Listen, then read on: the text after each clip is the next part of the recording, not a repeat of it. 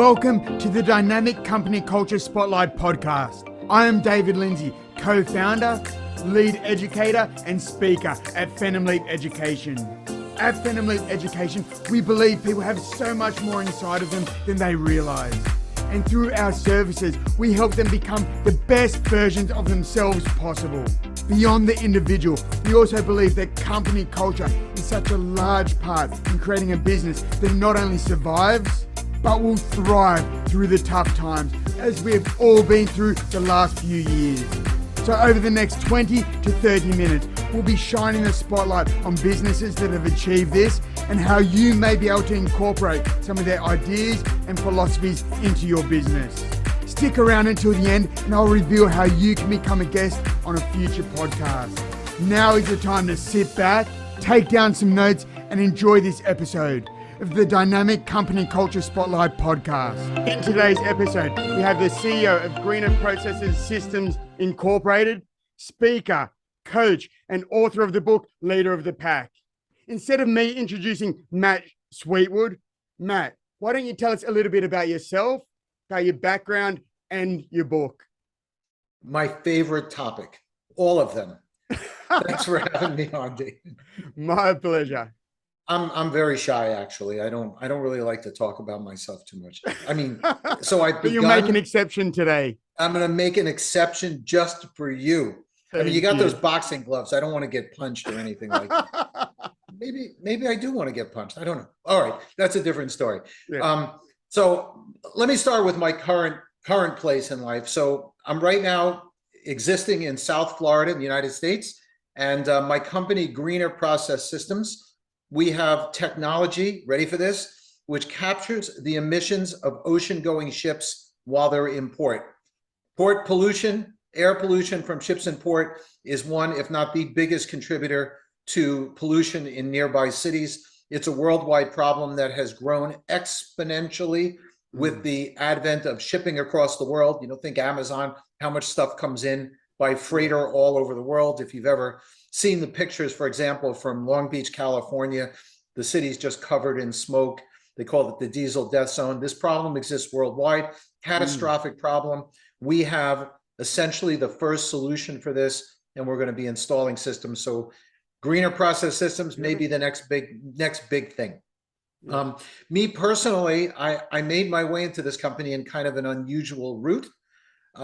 I exited an electronics company, which I worked in for over 25 years, up in the northern part here in the United States near New York. And I went out there, I wrote my book, Leader of the Pack, which you see over there. That's me, that's the cover of my book. Talks about how I raised 5 kids as a single dad and grew a business from $1 million to $100 million, which I can proudly say now, exited that business.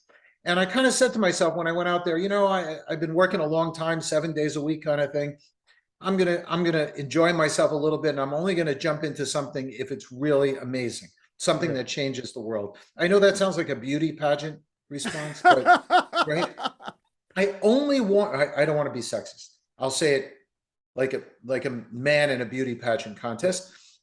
You know, I only want to do things in the world which make the world a better place to live. Yeah. Okay. But it turned out to be true in my case. I was able to do that and to work on a serious problem like air pollution with technology that exists today, not some fantasy environmental thing that'll reduce something by 1% in 30 years from now. We're actually making a huge difference right now. So I exited that company successfully, went out there, did some consulting, speaking, I speak, coaching, wrote my book, did all sorts of things. And this opportunity at Greener came along, and it's really been a very, very exciting, challenging, but exciting opportunity to learn a new business and take it from there. And it's pretty cool to do something like that a little bit later in life, to completely pivot and change careers, change industries and stuff like that. It can be a little scary at times. So that's where I sit today, really running this exciting, we call ourselves a startup, even though we have revenue and we have some contracts to install these things. So that's super exciting. And that's something that, you know, we don't even think of. We see ships out on the ocean and these massive liners, but my thought wasn't even on the pollution that they cause just while they're in port. That's something that's brilliant. And like you said, it leaves it for your kids.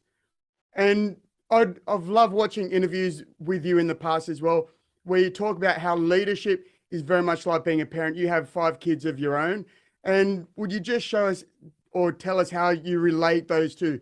Because I can see it as a coach. That's the way I see it as well. The business is like a sports team and it's like a family team. But would you please elaborate? Yeah. So when you want to take skills that you use at home and use them at work, and work skills and use at home. I've always said that. I wrote an article many, many years back. It actually was featured on LinkedIn when they had their blogging platform. Is like the post of the day. Everybody loved it, kind of thing. And it talked about what's the difference between great parenting and great leadership. And in the end, the conclusion was there's actually very little. And in many cases, you want to treat your employees like they're family members. Yeah. And in many cases, you want to run your home like a business. Now, as a single parent, when you're managing a company with 100 employees and 100 children or brothers and sisters working for you, and you're working at home and you have 5 employees, I mean, children at home, in order to make things work, you really have to be organized. So for me, I look at the business example, and some of the examples I use is how I viewed my staff. For us, the ability to promote from within, the ability to look at individuals in the company and understand their individual needs. I know it sounds a little cliche, but I'll give you some specific examples. I think was really transformative for our business. I look back, I think of an example. I had a young man who was working in our warehouse. He worked in our warehouse. He started as a line worker, packing packages on the line in our distribution center. And he had been there for quite a while. Eventually, he was the assistant warehouse manager. And we were having some issues. I won't say what it is with the warehouse manager. So as CEO, I started to become more involved and paying attention in the warehouse. Yeah. And this is a person that had no management experience, never managed anything. He was an immigrant. Yeah. Language skills were not amazing. But I watched how the warehouse worked, and I realized that he had become a crucial person, both for the warehouse manager and for the warehouse. Yeah. And when it finally ended, as it should for the warehouse manager, rather than going out and trying to find an experienced warehouse manager, I took a chance on him. And made him warehouse manager, helped him, guided him. And he grew into managing one of the largest warehouses in electronics in the entire United States, and did it expertly and still does it to this day, even though I've left the company since then. Beautiful. I'll tell you another story sort of like that. I had a situation where my finance manager had left the company, just left for whatever reason, left the company. Went into the finance department, and I had a young man working in there, been with the company, a similar kind of circumstance, been in there for a while. We actually had ads running for, like to hire a CFO, a financial manager. And I went into the office, and I remember this to this day. I'm looking at him, and he's sitting there very, very close to the screen, like inches away from the screen. And I'm like, his name is Julian. I'm like, Julian, why are you so close to the screen? And I never realized he looked up at me, and he has these big glasses on, and he goes to me, he goes, because I don't really see the numbers very well. He goes, to be honest with you, I'm legally blind. Ooh. So this was a guy that was working in the company for quite a while that was legally blind. So I'm like, Julia, how do you actually do this? Yeah. Because I memorize all the numbers. That's insane. It was insane. And I started to look at him, and I realized that he had essentially a photographic memory of our accounts, our banks. You ask him what the bank account number, what the deposit was, list the 7 checks on the deposit that he knew. It was like amazing. Yeah. So I went into him. I thought about it for a little bit. I went in, I said, Nando, you think you can run this department? I said, Julian, do you think you can run this department? He's like, I don't know. I've never run a department. I said, we're going to give you a try. And sure enough, he turned into this amazing financial manager. And he once again runs to today. I go back to my home circumstance. What happened to me, if you read my book, Leader of the Pack, you'll find out that the mom walked out on them. And when the mom walked out on them, I was one confused young father with kids 18 months to 8 years old. And these kids were not exactly performing. The house was a mess. They weren't doing their homework. They weren't brushing their teeth. They weren't anything. So after I got over the panic phase, the feeling sorry for myself phase, the I'm running away phase. Yeah. I did all of that. I said, okay, we need exactly right. We need to get this ship in order, right? So you man up, you say, okay, let's tackle a problem. So you create you go after the problem and you say, okay, we're gonna solve the brushing the teeth problem today. Yeah. And you go after and you come up with a strategy for that and you implement that strategy and you make sure the entire team is following that strategy. And you don't move to the next one until that team is doing that. And sometimes, and in terms of, and another aspect of sort of looking at work and home, I consider those experiences with those employees very out of the box kind of thinking, right? You take somebody who's physically, has a physical challenge and you make them head of a department. You figure out how to do that, right? You figure out what to do with him. I think similar things, that out of the box thinking at home, where you're sort of not just trying to fall into these traditional, this is what you do and so on. One of my children was diagnosed with ADHD, and they were telling me, give him drugs and I'm like, I'm not doing that. Yeah. I'm just not my style, not my thing. I thought about it, talked to a few people, and what I ended up doing with him is I put him in competitive soccer. Yeah. When his mother left, he wasn't talking much. He was very depressed. He had this ADHD. He had some issues. I put him in competitive soccer, which he hated. Forced him to do it for several years. He eventually became very, very good at it. It allowed him, because you can't not talk and communicate when your coach yells at you, right? Because if you don't, you get to run laps. You run laps a few times, you eventually start talking. I know that's tough. You learn pretty quick. You learn to relate to your teammates. He ended up being an amazing soccer player, was an all-state soccer player, got a college scholarship to play soccer, and his life transformed his life completely, not without a rough going. So it's that out of the box thinking of treating each entity like an enterprise, and really effectuating operations in both, and being caring at the same time, right? Because you love your children and you want to have some love for your staff and your business too. And if you apply that sort of tactical military thinking with some love and some care, you create a very powerful formula for success, both at home and both at work. 100%. And I love those stories. All three of them have just shown how you can be, it's not that dictatorship of leadership. And also, as you said, thinking outside of the box, because that's what this is all about. This is all about talking about company culture. And no doubt with the other people that have seen someone from the floor staff picking and packing to working their way up, the internal promotions, they would have to lift all of them up. And as you said, they had that relationship. They may not have had the paper, the degree, all that formal training, but they've got that relationship to really lift that whole team up. Right, and they've worked hard in that business from sometimes a very entry level. And I'll tell you something else about leadership, and I'll say it with a caveat. If you're running a big company, it's a little more complicated to do this. Your company with 500 employees, 1,000, whatever, a little bit complicated. But in my company, we were a company at our biggest, about 120 employees. I put myself in a position that there was essentially no job in that company that I couldn't do as well as somebody working on the floor. And when somebody was missing, I would step in and help. And I think from an entrepreneur's perspective and a leader of a small to medium sized business, being able to demonstrate that leadership quality was extremely important. How did I know that guy was really good on the warehouse line? Because when the warehouse manager had to be relieved, I walked down into the warehouse and started managing the warehouse and packing packages and loading trucks and making sure the orders got out, and started watching what was going on in the warehouse. And much to the staff's amazement, they could realize that I could pack a package better and faster than most of the people, because I've been doing it long before they even heard of our company. So I think that confidence and that willingness to sort of roll up your sleeves, to use a cliche, and do any job and do it as well, not only does it set an example for morale in the company, but it also shows people that their job is valuable. But as a leader, it also lets you know about the process and whether it's working well or not. And like you said, being there shoulder to shoulder with them, you got to see how they would work, how they'd work both individually and as a team, and then be able to promote the person that's appropriate for it. Not just like a game of checkers, not just promoting a person because they've been there the longest.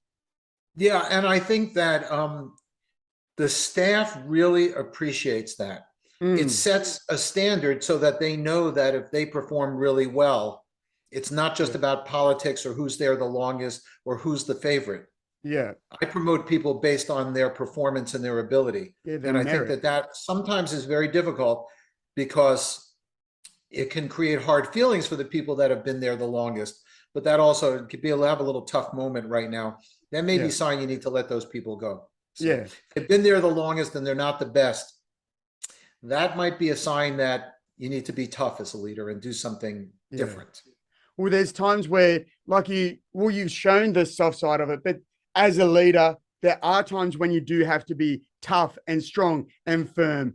And that all comes down to, you mentioned the word a couple of times, confidence, having confidence in yourself and in your actions. I think confidence as a leader, I think confidence and kindness as a leader are the most valuable commodities that you can have to inspire your staff. There's a tweet, a quote, you can get me right.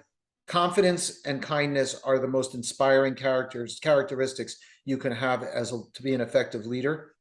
And confidence, if you're not sure you're going to be successful, if you're not sure in the direction of the company, how do you expect your staff to be? 100%.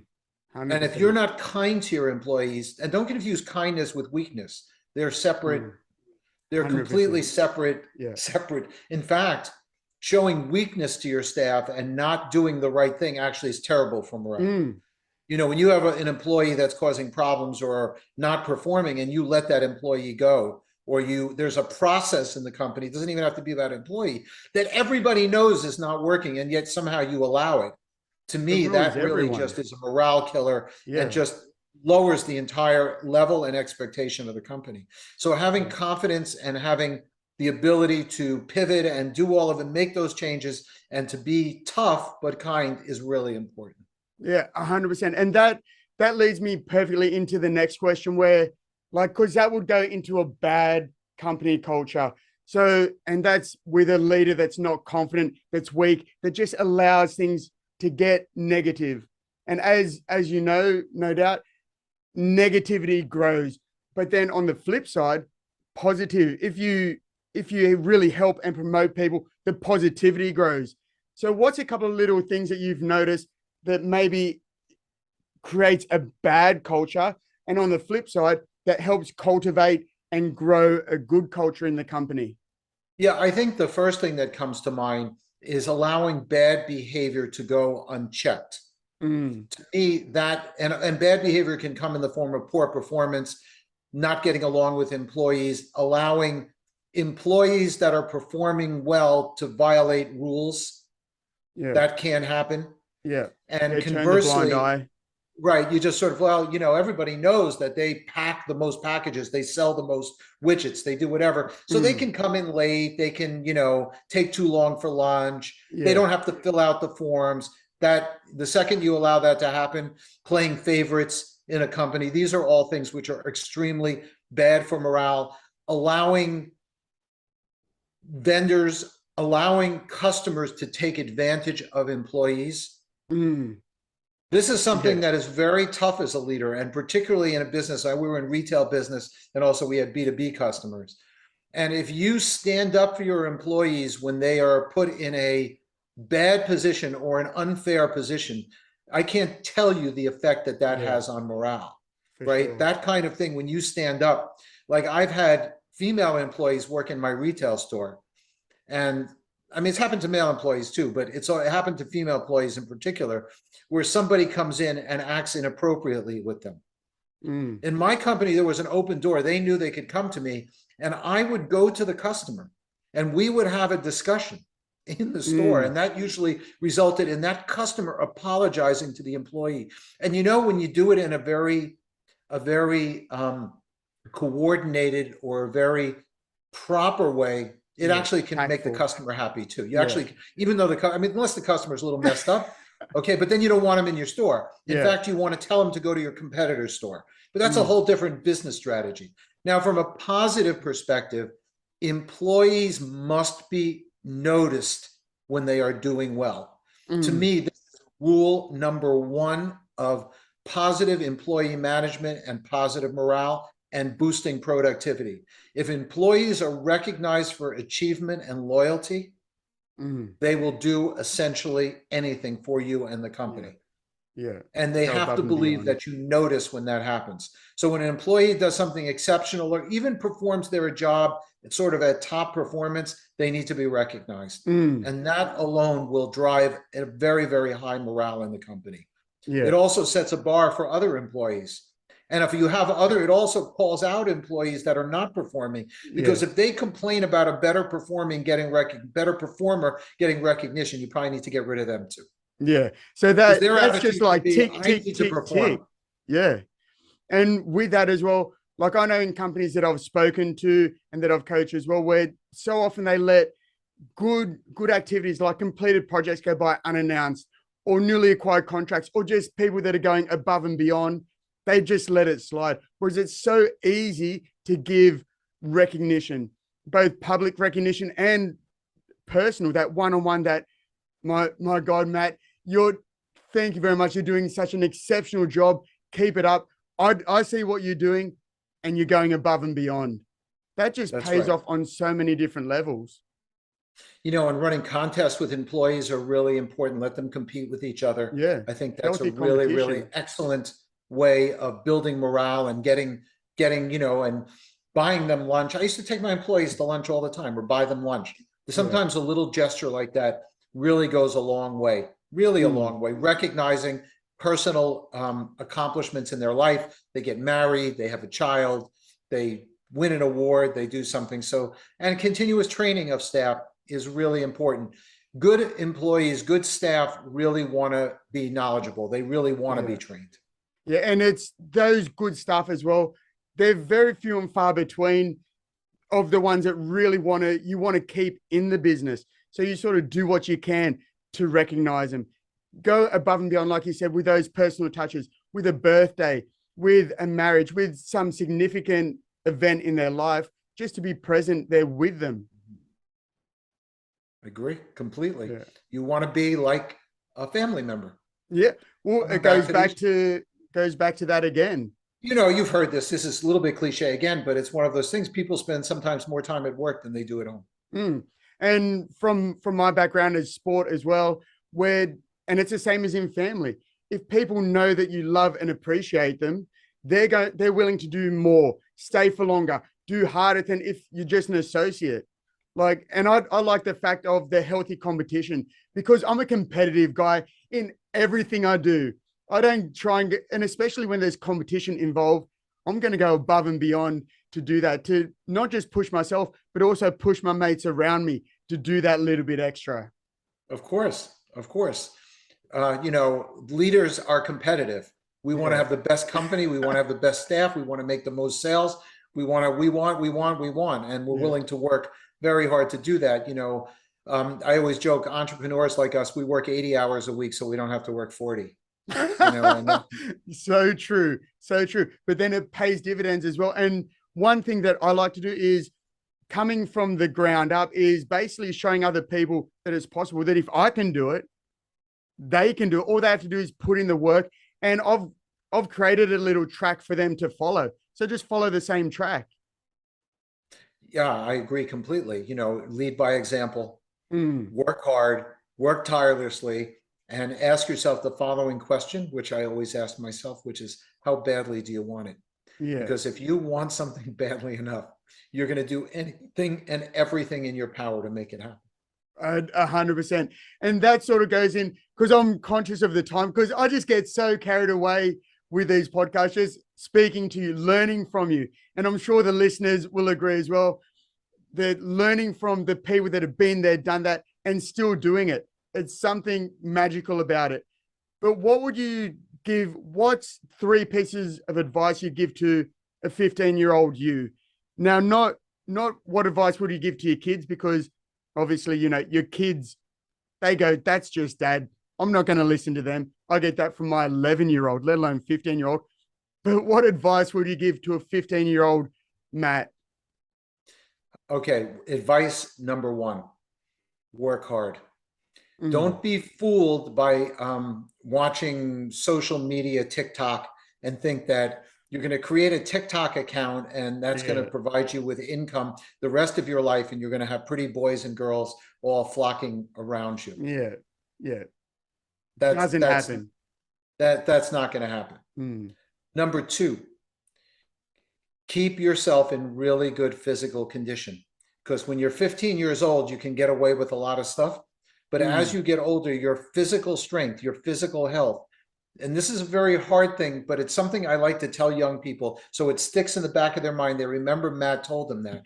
Your physical conditioning is the foundation for emotional and mental strength. If you're 100%. Physically weak, you think of a sporting event, right? What happens in a sporting event? The team that becomes physically tired first starts making mental mistakes. They commit a penalty, they do whatever. They don't necessarily get outplayed. That's not what happens. They just get tired. Their alert level drops and they start making mistakes. And that 100%. Happens in real life. So to make sure to take care of yourself, which means you sleep, you eat, you do all of those things, and you start those habits early, and they're going to actually lead you to success. Yeah, 100%. And I love that with my background being with sports. And like you said, keep yourself physically strong. That also leads to mental strength. That leads to confidence. And there's so many benefits that just stockpile on top of that. When I coach men, I coach CEOs. One of the biggest problems I face is their poor physical conditioning. Yeah. And they become lethargic. They become lethargic and they lose confidence and they just not strong. They tire easily. And then when stress comes, oh my gosh, they'll fall apart. Yeah. That's where things That's right. Where it explode. Really falls apart. That's right. And the third thing I'll tell somebody who's young is find your passion. Yeah. That's what you should focus on. You should focus because you're young now. Now's the time to find the thing that you're going to say, I have a job, I'm working, but it's really not work because I love what I do. Yeah. And that should be their goal, to do that. So don't get stuck. Don't just go for the easy money. Oh, I got an opportunity and I can sell. I got in and I can sell, insurance for this company, and I'm going to make enough money. I'm going to have my own apartment. I'm going to be able to do all of this and all of that kind of thing. Yeah. That's not what you should do. Your goal should be to find that passion, because believe me, you'll go sell insurance or you'll go do something like that and you will turn around and be 37 and be, what the hell happened? Yeah. In the blink of an eye. In the blink of an eye. And I think it's funny with that as well. When we're growing up, we hear people say that, go, you're going to be this age before you know it. And the scary thing is we're that age.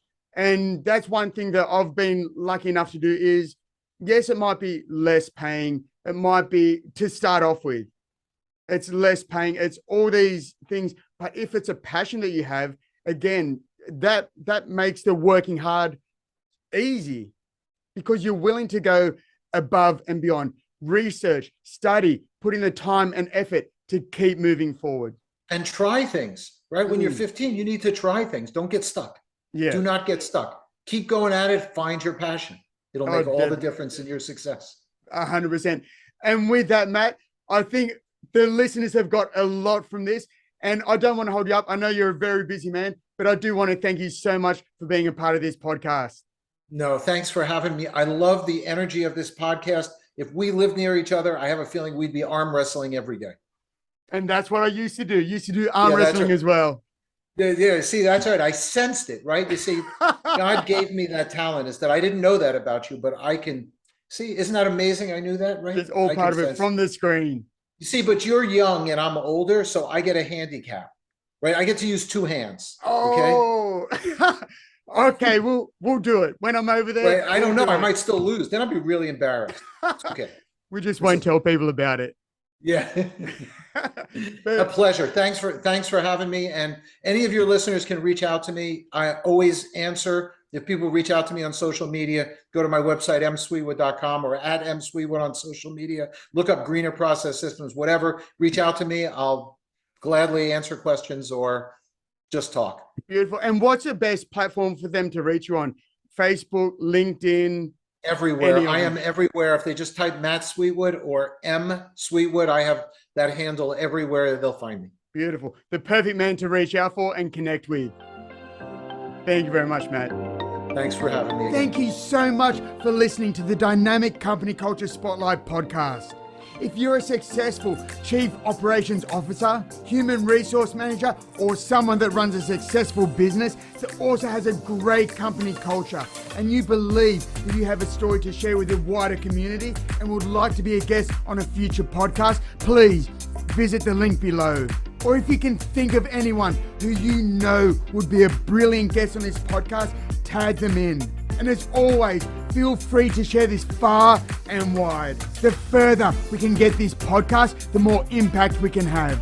So don't forget to share this on all social media platforms and help others along the way. Don't forget to tag the DCCS podcast, as I love seeing your posts and guest suggestions. As we post regularly, don't forget to hit that subscribe button so you don't miss episodes that will possibly help your business ramp up to a whole nother level. Your ratings and reviews go a long way to helping us get recognized and to promote the show. And they mean a lot to my team and I. If you want to know more, go to our website, www.phenomleap.com.au, or follow me on LinkedIn and feel free to message me there. Thank you very much for listening, and we look forward to giving you more tips on next week's episode.